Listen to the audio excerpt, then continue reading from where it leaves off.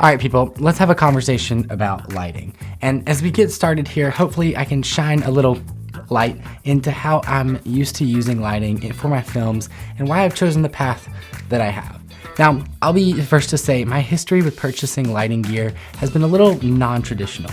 See, I started my filmmaking journey in 2017, and outside of the basic light that you would slap on top of a camera every now and then, I rarely used lighting. Looking back, not knowing how to properly light a scene and properly introduce my own lighting was my biggest downfall early on in my filmmaking career. However, being that 95% of my paid work in the beginning was at live events, it's kind of understandable as to why I never invested into proper lighting. But in early 2020, all of that changed as I made it a mission to invest in lighting and start lighting as many scenes as possible in the live event world. And so I set off. I was buying lights for any and all scenarios that we needed it for, and here we are 3 years later with a very odd set of lights that we own. Now, let me walk you through what we currently own in our lighting setup. Now, we have two Aperture 60X lights. These are awesome. The Fresnel lens, just incredible. Now we have two of the Amaran 60X lights. Now these are tiny and they fit well in my wedding gear bag. If you've watched any of our wedding videos, you would understand why I love these. We have two SmallRig 120B lights. Now these are great for single person shots that you're similar to what you're seeing now. Or on the days where we have multiple weddings, they can be an extra dance floor light as well if we need it. Now we have two SmallRig 220B lights. Now these are a little bit brighter and they work well for lighting small rooms or again, single person interviews like we do. And we have a few other random Amaran 120s and even a Forza Nanlite 60B somewhere in the studio as well. So do you see what I'm getting at? Over the years, we've basically collected every single budget light available. And something I learned very quickly as a majority of our work is in weddings, that you don't need a very powerful lights to do what we do. You don't need powerful lights to light a dance floor. You just need a lot of them when you're out filming multiple weddings on the same day. And when it comes to simple interview setups that I do every now and then, or more commonly these talking directly to the camera shots for YouTube, you also don't need very bright lights at all. So that's left me with essentially one big problem. As we venture into the world of commercial videography, I continuously have a need for larger and larger lights. So that's where the SmallRig 450B comes into play. I didn't want to get another light, and quite frankly, I think that we have too many lights. But because we don't own any lights brighter than 220, I think that busting into a new category of lights is definitely needed. And I'm happy to be putting it to the test this weekend in a bright room on a commercial setup to see just what it can do. Last year, I rented an Aperture 600D for a commercial shoot, and I was blown away with how bright the light could be on 100% power.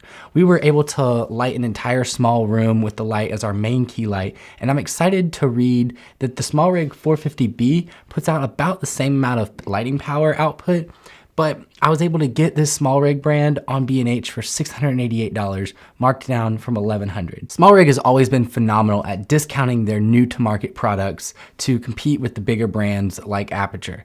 So I'm all here for the discounts. Let's go ahead and unbox this bad boy. Yeah! Oh gosh.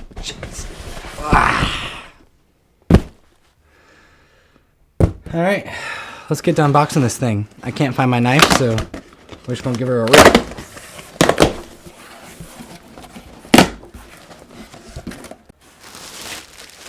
I talk about this a lot where like competition between companies only makes it better for the consumer.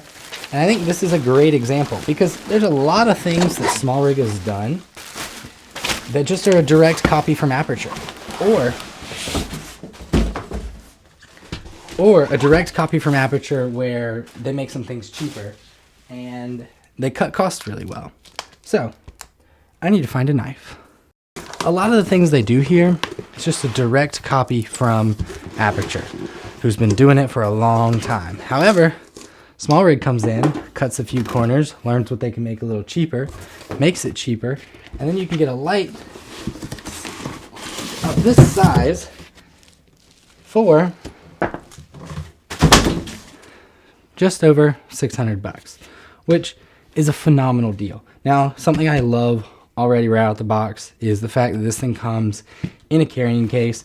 And this isn't like, do you remember the Amaran 60Xs? The case that came with that was like a styrofoam thing. And it's one of those cases where once you get everything out, you can never possibly get everything back in. Those are the worst. This is actually a case just like the SmallRig 220s and 120s, where you can throw this out if you don't want it, where everything has a spot and everything can fit right back into it. And when you're able to just pack them up and keep them and store them and carry them, phenomenal. Good work. But again, like I said, super similar to the aperture versions. So in here we've got this piece, which is metal that clamps to. Kind of stinks that this isn't already attached to the light, but I get it. Just save some space, save some things. This light is pretty tight in here. Goodness. But there she is. It's a beast. A beast of the streets. It is heavy, I'll tell you that. But I'm super excited for it. Because the main thing right now that, I talked about this in the intro, is we're making a big push right now for more commercial videography, more like larger productions, more bigger interviews, more lighting, full rooms. Holy power brick. Goodness gracious. That thing's massive. But we're making a push for this year for more commercial shoots, bigger productions, things like that. And this light, it's not going to replace something like your big aperture lights or things like that. But for me and for what I do, I'm super excited for it because it'll bring in a lot more opportunities and a lot more areas to work on. So I'm excited for it. But golly, look at that power brick. That thing's huge. It's got a little hanging cable so you can hang it from your... I wonder if this... I should have looked this up, but I would imagine you could power this light via V-mount. I don't know. I guess we'll have to see.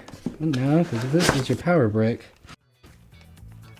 might not be V-mount powerful.